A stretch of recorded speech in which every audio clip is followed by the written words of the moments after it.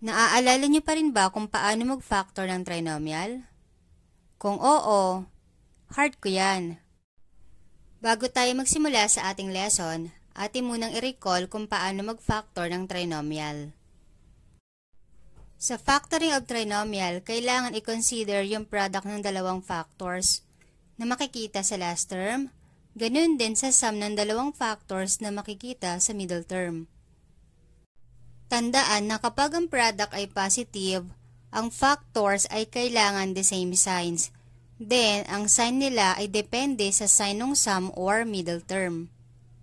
Example sa number 1, x squared plus 7x plus 10. Ang factors ng x squared ay x and x.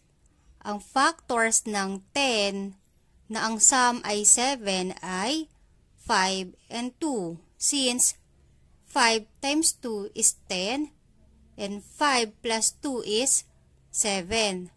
Ngayon, pareho silang positive since ang sum nila ay positive 7. Ganon din sa number 2, x squared minus 7x plus 10. Ang factors ay x minus 5 and x minus 2. Since multiplying negative 5 and negative 2 is equal to positive 10, and adding negative 5 and negative 2 is equal to negative 7. Pareho sila ng sign since ang product ay positive. Ang sign nila ay parehong negative since ang sum nila ay negative. Ngayon naman kung ang product ay negative, ang factors ay different signs. Then, ang sign ng malaking factor ay depende sa sign ng sum or middle term.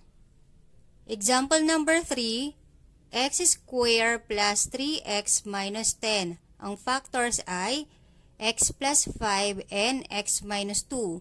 Since ang factors ng x squared ay x and x, factors ng negative 10 na ang sum ay 3 ay 5 and negative 2. 5 times negative 2 is equal to negative 10, and 5 plus negative 2 is equal to positive 3. Example number 4, x squared minus 3x minus 10. Ang factors ay x minus 5 and x plus 2. Since ang factor ng x squared ay x and x, factors ng negative 10 na ang sum ay negative 3 ay negative 5 and positive 2. Multiplying negative 5 and positive 2 is equal to negative 10 dahil magkaiba sila ng sign. Adding negative 5 and positive 2 is equal to negative 3. Since kapag nag-a-add ng magkaiba ang sign, nagsusubtract, then we take the sign of the number with higher absolute value. Ngayon naman ay ating pag-aralan ang factoring polynomial. Para malaman kung ang isang binomial ay factor ng polynomial, kailangan ang remainder ay equal sa 0. Gagamit tayo ng synthetic division at factoring trinomial para malaman ang remainder at factors. Number 1, x cubed plus 5x squared plus 2x minus 8. Gamit ang synthetic division, kunin natin ang numerical coefficient ng bawat term. So, para sa x cubed, meron tayong 1, x squared, 5, x, we have 2, then constant negative 8. Ngayon naman, para sa divisor, kunin natin ang possible roots or zeros ng negative 8. Ito yung mga numbers na pwedeng ma-divide ang 8.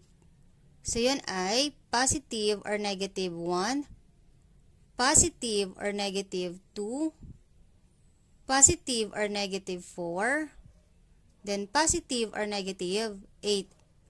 Ito yung gagamitin natin as divisor na trial and error. Unahin natin ang positive 1.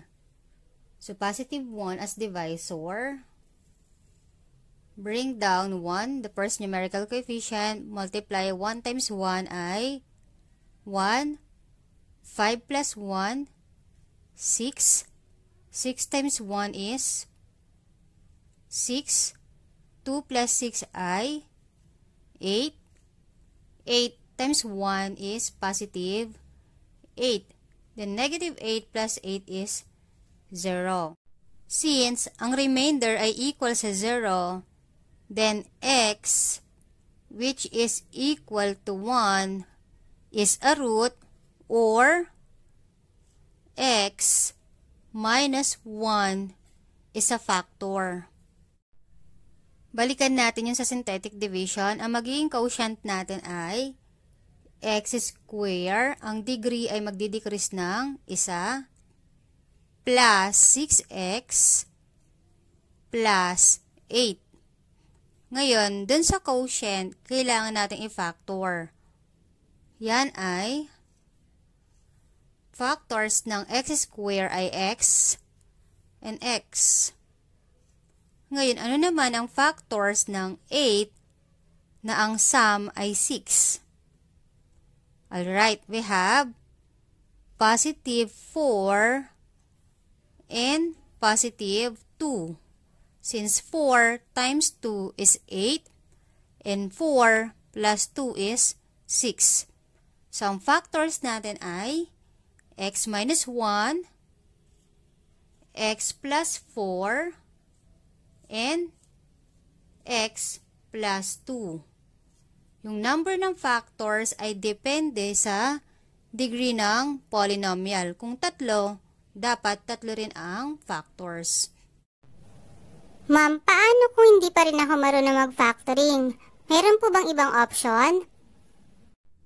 Kung nahihirapan sa factoring, ang option natin ay ituloy ang synthetic division. Halimbawa, ang divisor natin ay negative 4.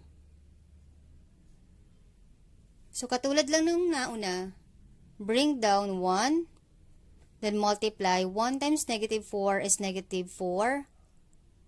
Then add 6 plus negative 4 is positive 2. 2 times negative 4 is negative 8. 8 plus negative 8 is 0. Ibig sabihin, x, which is equal to negative 4, is a root, or x plus 4 is a factor.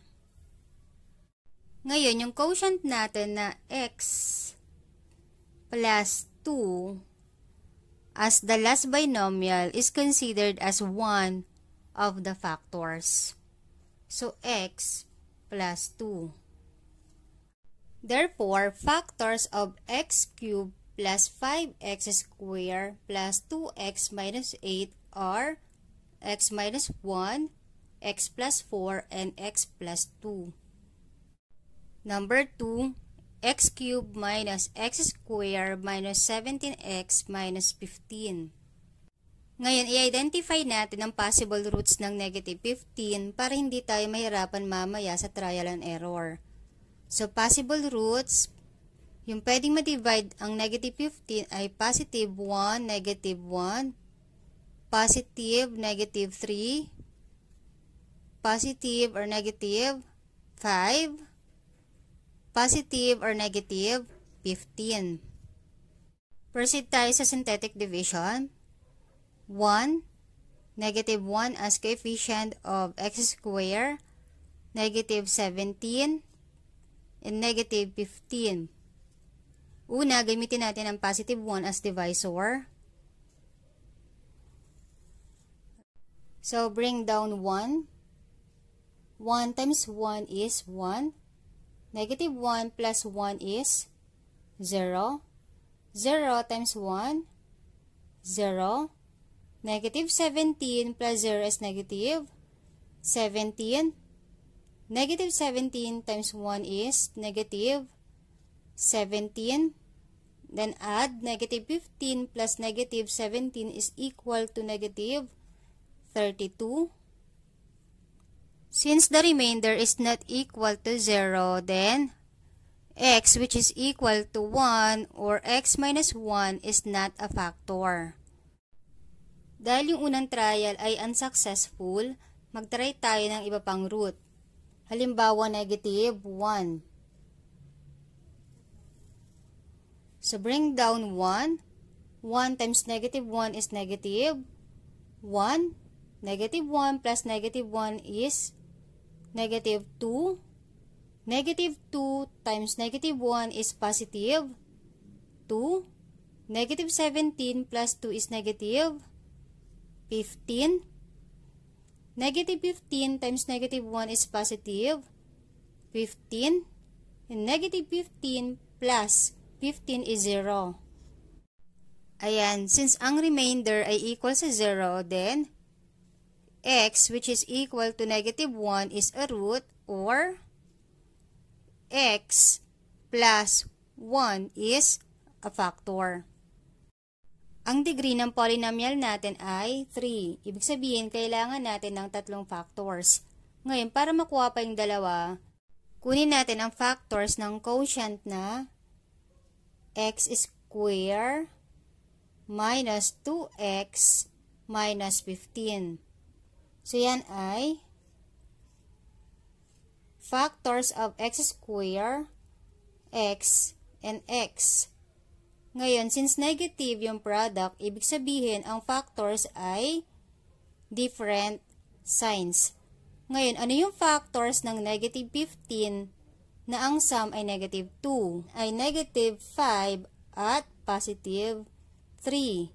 Since negative 5 times positive 3 is negative 15, and negative 5 plus positive 3 is equal to negative 2. Dahil kapag nag-a-add na magkaiba ang sign, mina-minus. So, yan ay 2. Then, take the sign of the number with the greater absolute value. So, ang sign nun ay negative. So, ang factors natin ay x minus 5 and x plus 3. Therefore, factors of this polynomial x cubed minus x squared minus 17x minus 15 are x plus 1, x minus 5, and x plus 3.